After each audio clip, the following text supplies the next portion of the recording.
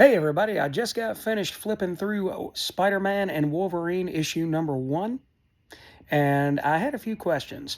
Not about that book, but in team-up books in general. So let's talk about those for a few minutes. What do you want out of a team-up book? Do you want to see villains that cross paths with both heroes, or a hero and an anti-hero, as it may be?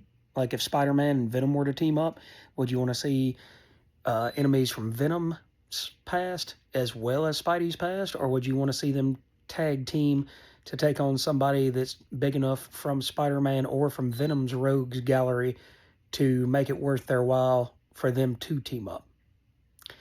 I say that because I really enjoyed that issue. I enjoyed the heck out of that issue.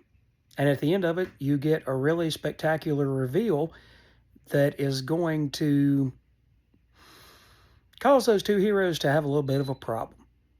So I'm really looking forward to seeing what issue 2 has got. But also, for a team-up book, do you want more story or more action? Because this one here was an exact 50-50 of action and story. You get Wolverine, you get to see Omega Red, you get to see Kraven, you get to see Mysterio, but then you also get a massive dose of story. There's motivation for Mysterio. There's a reason for him to be involved with these other two characters. Whereas sometimes you just get a bunch of people thrown together, kind of like the Wolverine Revenge miniseries, where you had all of these characters, and it was almost like Hickman just kind of threw everything together. This feels more grounded. This feels more like it's set in the 616 and not in some sort of multiverse. And so, therefore, the story is more coherent because you don't have to worry about building, some sort of weird multiverse that is not quite home. You get what I'm saying? So, I personally enjoy having a 50-50 mix, but I want to know what you guys want.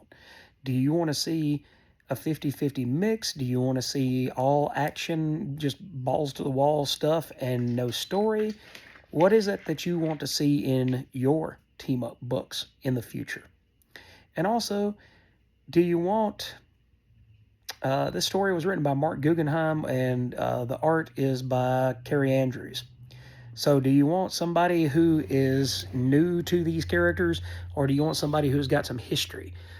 Both Guggenheim and Carrie Andrews, of course, have a lot of history with Spider-Man and possibly some history with the X-Men. I don't really remember about Carrie Andrews, whether he's done a lot of X-Men stuff or not. But I like the idea that you've got all of these characters being created and worked on by creators that understand their voice. Because I think if you get creators who not only understand the characters that they're writing, but respect them, then I think you're going to get a much better story out of it. One that's more cohesive, like I said before, but one that's more entertaining because the characterization is not going to be out of whack. There's not going to be a lot of confusion about why would Wolverine say that? Why would Spider-Man act that way? Instead, you're going to get exactly what you're wishing for. Now, I want Paul to die, and I want Mary Jane to get back with Peter.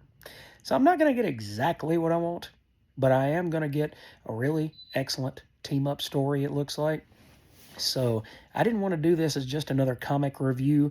I wanted to do a little critical thinking to go along with it.